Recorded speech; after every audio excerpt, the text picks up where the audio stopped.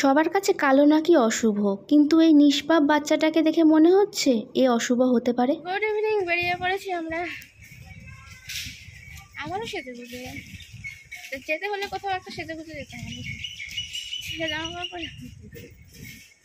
এটা বোকা বোকা কথা হয়ে গেল না? সেজে গুজে আমি বললাম, সেটাই আমার কথাই বলছি। সেজে গুজেই তো যাবে কোথাও ঘুরতে হলে। ঘুরতে নয় যাচ্ছি দিদার বাড়ি, দিদার কাছে। এই মানুষটাকে দেখে মনে হচ্ছে যে 80-র উপরে বয়স হয়েছে।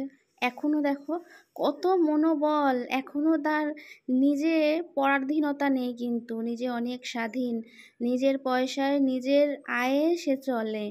এখনো আমাদেরকে সে মঞ্চ অনেক কিছু দিয়ে থাকে। এবার যেরকম দেখতে পাচ্ছ আজকে এইরকম রিস্কায়, আমাকে কোনো সময় এরকম রিস্কায় দেখবে না, কারণ এরকম রিস্কায় আমি উঠি না সচরাচর। কিন্তু এই যে একদম মামাবাড়ির সামনে থেকে দিদা, একদম যেহেতু বৃষ্টি পড়ছে দেখো, রাস্তায় দেখেছে কাদা জল, মাকে নিয়ে আমি আসবো, রাত্রিরও অনেকটাই হয়েছে, ছাতা নিয়ে যায়নি, তার জন্য একদম রিস্কা ভাড়া করে দিয়েছে যে বাড়ির সামনে পর্যন্ত দিয়ে যাবে। বুঝতে পারছো তো আমার দিদা কেমন মানুষ, আর কিছু বলার নেই মানুষটাকে। এই স্নান করে উঠলাম, সবাইদের নিশ্চয়ই খাওয়া দাওয়া শুরু হয়ে গেছে আজকে। কালকে আমি তোমাদের বলেছি যে মামাবাড়ি যাবো, দিদার কাছে গেছিলাম কালকে। তোমরা আগের ভিডিওগুলো দেখে বুঝতেই পেরে গেছো। সেটা একটু ক্লিয়ার করে দিই কেন গেছিলাম। ঘুরতে অবশ্যই নয়, তোমরা হয়তো ভাবে যে মামাবাড়ি ঘুরতে গেছো, হয়তো না, ঘুরতে নয় গো। আমার দিদার কিছুদিনের মধ্যেই চোখ অপারেশন আছে, তার জন্য একটু বুঝতেই পারছো ছেলেমেয়েরা বসে একটুখানি আলোচনা করা আর কি, আর কিছুই নয়। এখনো 80-র ওপর বয়স হয়ে গেল, এখনো সে কারোর ওপর নির্ভরশীল নয়, কোনো সন্তানের ওপর নির্ভরশীল নয়। তোমরা হয়তো অনেকেই ভাববে নিশ্চয়ই তাহলে দিদার পেনশন আছে, পেনশন ভোগী, এরকম কিন্তু কোনো ব্যাপার নয়। কারণ আমার দাদু সরকারি চাকরি করতেন না।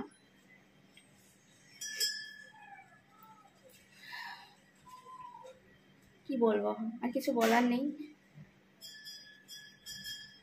32 বছর বয়সে তিনি স্বামীকে হারিয়েছেন। তারপর তার জীবনে বুঝতেই পারছো 5টা সন্তানকে নিয়ে কতটা স্ট্রাগল লাইফ জীবনে চলা।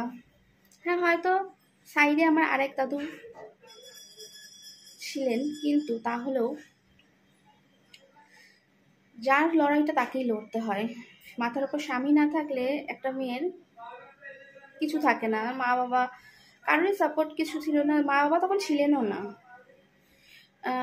না, আমার দাদু যখন মারা যায় তখন আমার দিদার মা, মানে বড় মা যে, তিনি বেঁচে ছিলেন। কারণ আমি হয়ে বড় মাকে দেখেছি। দাদু তখন বেঁচে ছিলেন না, মানে আমার দিদার বাবা যিনি, তিনি বড়দাদু যে, তিনি বেঁচে ছিলেন না আর কি। তা মাথার উপরে কোনো পুরুষের ছায়া নেই, স্বামী নেই, বাবা নেই। এই দুটো মানুষই তো একটা মেয়েকে আঁকলে রাখে আমাদের সমাজের থেকে, কিন্তু সেরকম তিনি কিছু পাননি। ছোট ছোট ছেলে মেয়েকে নিয়ে অনেক স্ট্রাগল করেছে।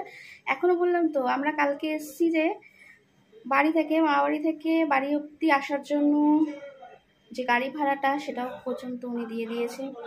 এবং গাড়ি মানে আমাদের ওখান থেকে, বাড়ির সামনে থেকে একদম, মানে বৃষ্টি পড়ছিল, ঝিরিঝিরি বৃষ্টি পড়ছিল, তার মধ্যে আমরা ছাতা নিয়ে যাইনি। আগের বারে গেছিলাম মামাবাড়ি, সেই সময় দিদা ছাতা দিয়েছিল, সেই ছাতা আমরা নিয়ে যেতেও ভুলে গেছি। তার জন্য, আর দিদার কাছে এক্সট্রা ছাতা ছিল না, নিজেরই একটা ছিল, তার জন্য ওখান থেকে একদম গাড়ি ভাড়া করে, রিক্সা ভাড়া করে একদম আমাদের বাড়ি পর্যন্ত আসা পুরোটাই দিদার মানে খরচা আর কি, বুঝতে পারছো তো।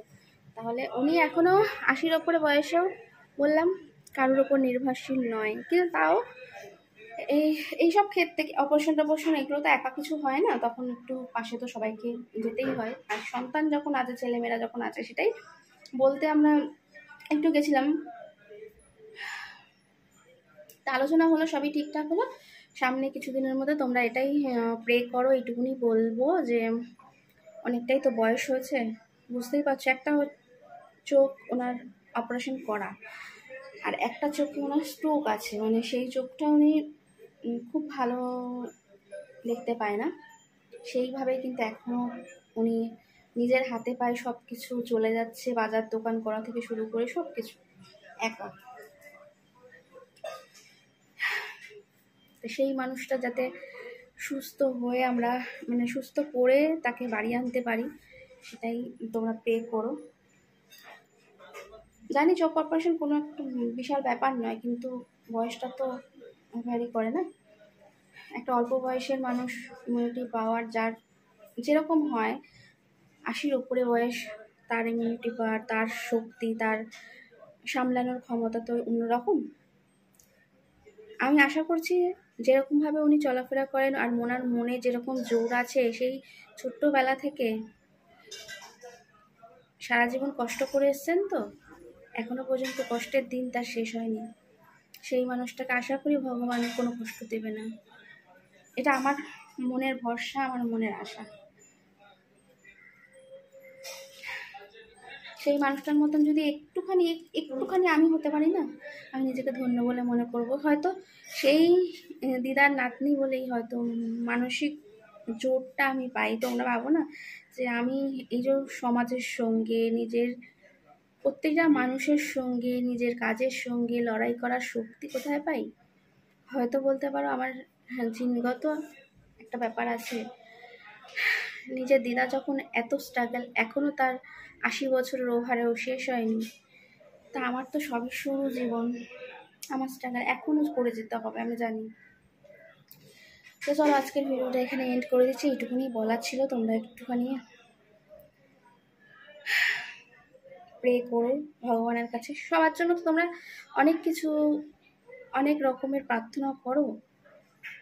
আমার নিজের জন্য কিচ্ছু আমি কারোর কাছ থেকে কিছু চাই না, আমি কারোর কাছ থেকে কিছু চাইছিও না। আমি চাইছি যে আমার দিদা যেন সুস্থভাবে আবার নিজের সাধারণ জীবনে ফিরে আসতে পারে, এটা তোমরা প্রে করো। আর তার জন্য যাতে আমরা পাশে থাকতে পারি, তাই তো। চলো আজকের মতন ভিডিওটা এখানে এন্ড করে দিলাম। Tata, bye bye. সবাই ভালো থেকো, সুস্থ থেকো, সাবধানে থেকো, আর অবশ্যই আমার পাশে থেকো, আমার পরিবারের পাশে থেকো। আর কি বলবো, দেখা হচ্ছে নতুন একটা ভিডিওর সাথে। আজকে যেহেতু জামাই ষষ্ঠীর দিন, সবাই নিশ্চয়ই আনন্দ করতে ব্যস্ত। চলো দেখা হচ্ছে নেক্সট একটা ভিডিওর সাথে।